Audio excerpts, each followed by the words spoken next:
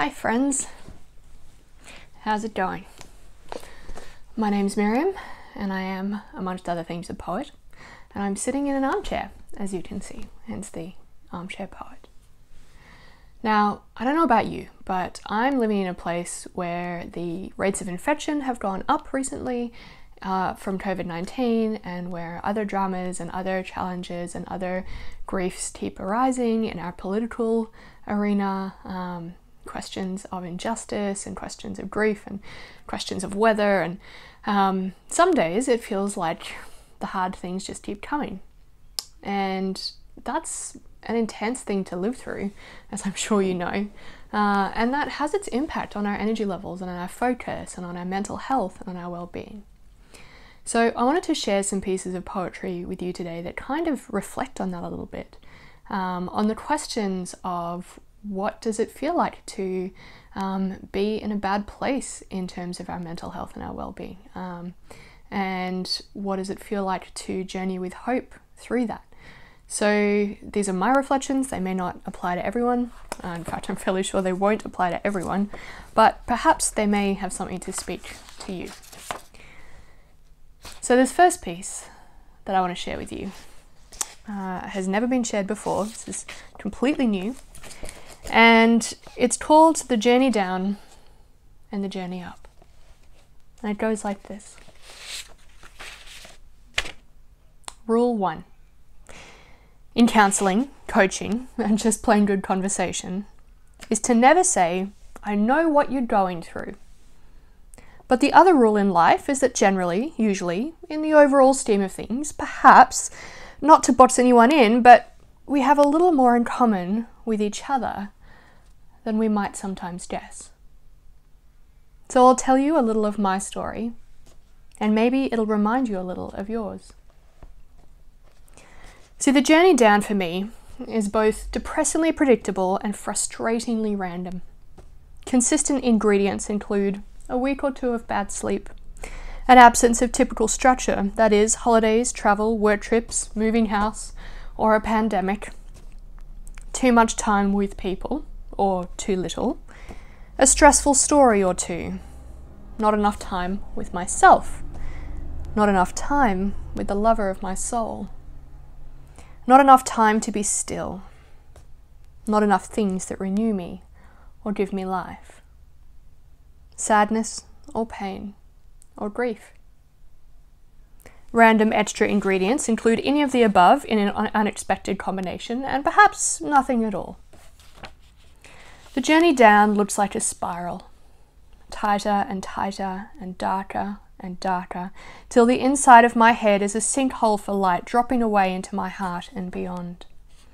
It's a vacuum in the end, pulling my chin down till I can't look up even if I want to.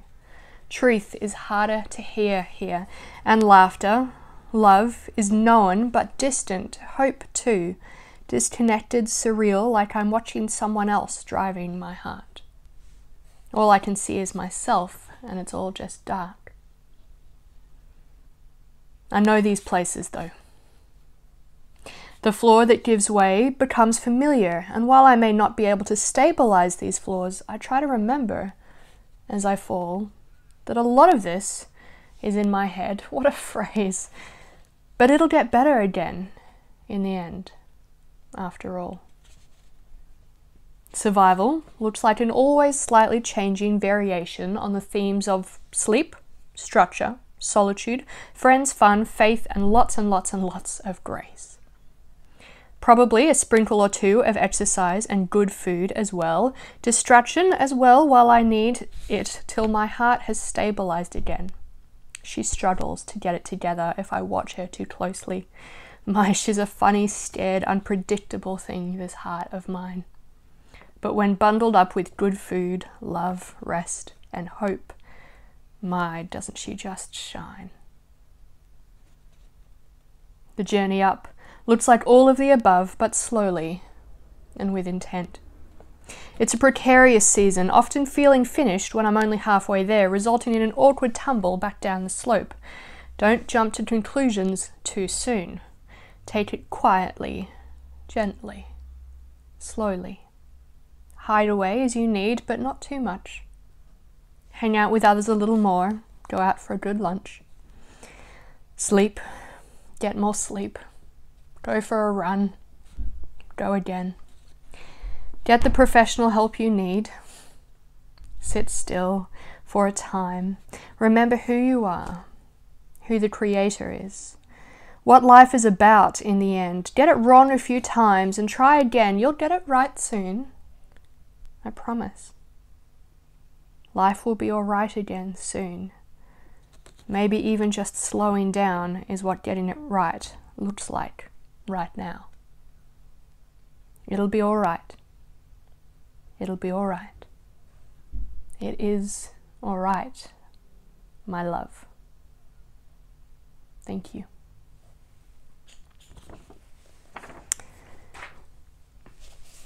Now the next piece I wanted to share with you, I wrote several years ago actually, but interestingly it follows similar themes to that earlier poem, even though it was written in a completely different context and about different subject matter. But I find when I'm in an overwhelmed space, or a space where I find it hard to look upwards, I need other things to remind me of truths that I may have forgotten. And so poetry and art, and for me as a person of faith, the Bible, all of those things speak to me about truths that I may have forgotten. And those things give me steps to climb up. And sometimes, perhaps this is vain, but sometimes it's my own poetry that helps me, that speaks that truth back to me. Sometimes it's someone else's, but sometimes it's a piece like this, called River Hope. It goes like this.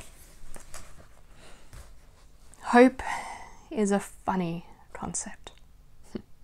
It is most certainly a very strange thought. And it's been running haphazardly around my head these last 2 years and more.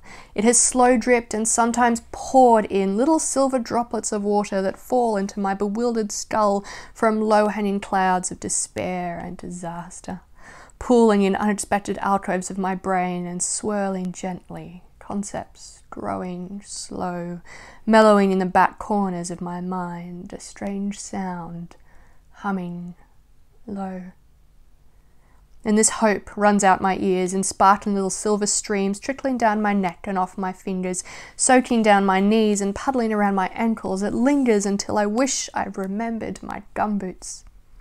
And then, as gently as it had come, and much to my great sorrow, it soaked quickly far away into the hard soil below. So I grabbed a shovel, and I got digging, determined to discover their aim, those shimmering, shining droplets of hope without which I'd never be the same. And I dug, though the pace was slow, through the layers of dirt and shale, into the earth marrow, deep below, through dust and volcanic rock, past sand and fossilized dinosaurs who grimaced at me as I burrowed at hoc, my sweat dripping down to join the cause as I chased onwards always after those glimmering droplets of hope. And as I chased down through the earth's layers, continents were subverted, molten lava layers were passed through, and I can do that right because that's what poems do, and I surpassed where even Jules Verne feared to search in his own much more famous Journey to the Centre of the Earth. And so it was, one day, down in the murky deep, where the flippant, dappling sunlight had long forgotten to reach, my shovel, now worn down into a spoon-sized utensil, snapped in half with a shock. And I kept on going with bloodied fingers, scrabbling at the crumbling rock. I burrowed onwards, digging downwards with just bare hands and muddy face, till suddenly I fell through the dirt and into a cavernous space. The walls in there glinted silver, and the ground was damp and sleek, and tiny droplets of shining hope landed on my cheek. And the sound of rushing water arose to meet my ears, and I looked over and saw miles and miles across a glittering river of hope, stronger than all of my fears. It lit up the entire cavern, and it flowed far as the eye can see, and deep in the belly of the groaning earth, here was such deep hope. And I spied there an old man, because how else would you know it's a poem? There's always an old man, and he was sitting in serene contemplation of the river of hope below him. And he laughed at me as I looked so surprised and was for once bereft of speech. "Are you so shocked," he said, hobbling over, "that hope has such great reach? These rivers run all through the earth's underbelly. They nourish it from deep beneath. They were here since the very beginning, and nothing can limit their reach. 'Tis when God made the earth, he made it all his own, and although we forget it sometimes, these rivers of hope that run beneath everything are his creation's life bloodlines. Hope is the knowledge that this is all his, and nothing can dam its flowing. So go on, back up there," he said to me, "with its sorrow and hurt and low-hanging clouds of despair. But remember, those clouds of darkness and fear are the ones that bring hope to you, my dear. It is darkness that points us to search for light. It is drought that makes us seek rain. And every time you fear that death is too great, take time to remember again. Hope is the river that undergirds it all. It reaches from home to the ends of the earth. It is the promise that overrides the fall. It is the certainty that the earth is the Lord's and everything in it, and nothing can overpower his call."